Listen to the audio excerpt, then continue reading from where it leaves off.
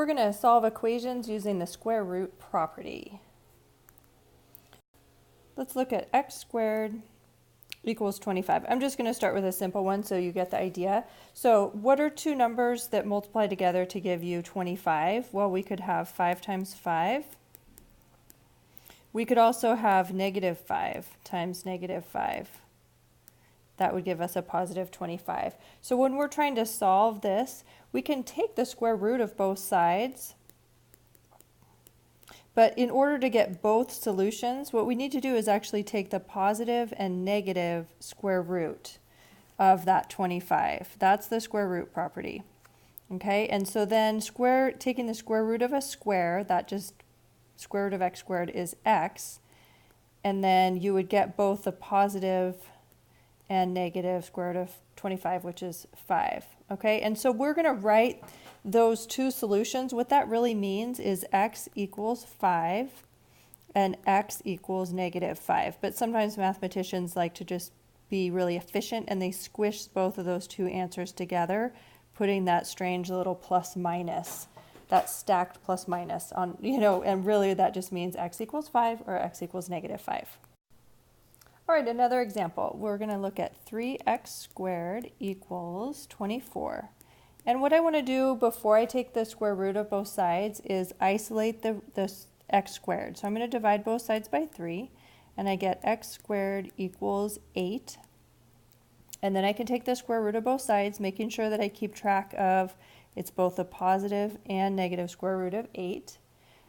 So I've got square root of x squared is just x, and then I would have the positive and also negative square root of 8. But remember, 8, we're going to simplify that. So we could write that as square root of 4 times 2. We can take the square root of 4 separately and actually simplify that up. So our final answer is x equals positive or negative 2 times the square root of 2. And remember, that just means x equals 2 square root of 2 and x equals negative 2 square root of 2. Those are our two answers. Okay, but if you want to be efficient, you can just write your answer like that. Positive and negative 2 square root of 2. On this next example, I have 4x squared minus 1 equals 35. So the first step is to isolate the squared term. So I'm going to add 1 to both sides, and I get 4x squared equals 36.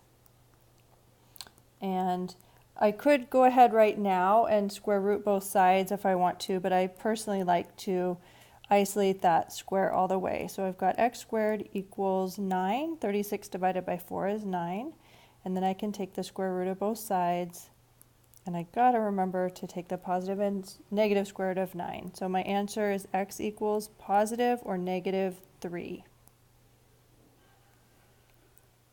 All right. My final example is 2x minus 3 quantity squared equals 121. Okay, my squared term is already on its own on one side of the equation, so I'm going to go ahead and take the square root of both sides. The square root of 2x minus 3 squared, that's just 2x minus 3. Okay, and now I also take the square root of the 121, making sure that I remember to take positive and negative square root. So I have positive or negative square root of 121 is 11.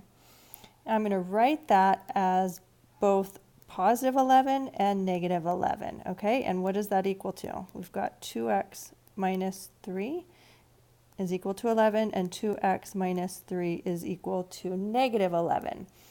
And it really is important to break that down into two different equations so that we can finish and solve for x.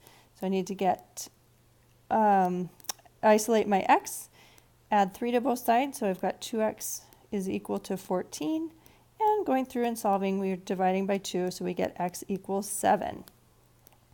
There's one answer.